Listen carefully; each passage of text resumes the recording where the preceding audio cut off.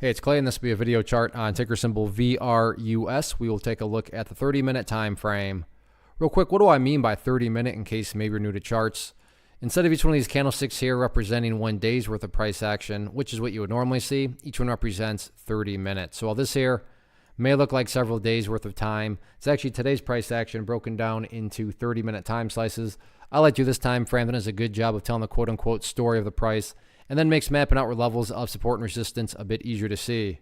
Did this analysis on Tuesday, so that is where the green and red line annotations are coming from, and want to get things updated here. Although I will say that now from a presentation standpoint, this chart is actually pretty tricky to talk about because there's a lot of perspective that goes, into this. I'm just going to get rid of that line there. What do I mean by perspective? Well, let's just say, for example, you're a day trader, flipper, whatever you want to call yourself, scalper, and maybe you bought right there, you bought right there, and who knows, maybe even bought right there. But your game plan was, I want to buy and sell within 10 minutes. Well, from those points of views, then yeah, the chart's looking pretty rough.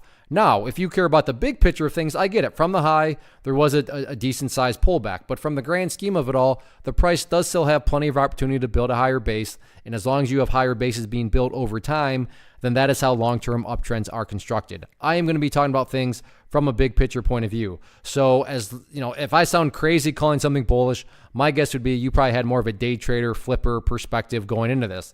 And for me, and really the easiest way to kind of explain all this is once again at that 0.0135 mark of support, which I've talked about in the past, and which can kind of just show the power of charts, provided awesome support on 2 separate occasions today. But let's just say, and I'm not saying this will occur, but let's say the price actually goes down there again, behaves in that manner, and then starts to work its way back upwards. Now, emphasis on big picture. From the big picture perspective, what would you have? Well, you'd have a set of lows right here.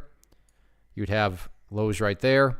You'd have some lows down there. And if you picture each of those as stair steps, then from the big picture perspective, what do you still have?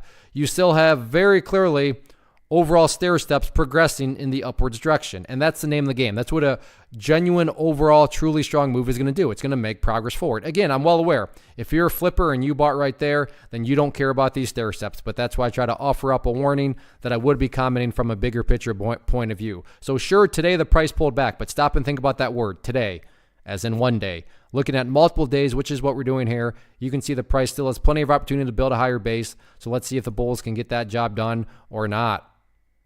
One of the biggest questions that I get is, hey Clay, how do you find the stocks that you trade? So what I've done is put together a free resource guide where I talk about the tools that I use to locate stocks that I find interesting and think may have potential. So if that sounds like something that could add value to you as a trader, then click on the image that is up on the screen right now and I will email you the guide. The guide itself is very short and to the point, and best part, it's completely free. Thanks for watching the video. Let me know if you have any questions.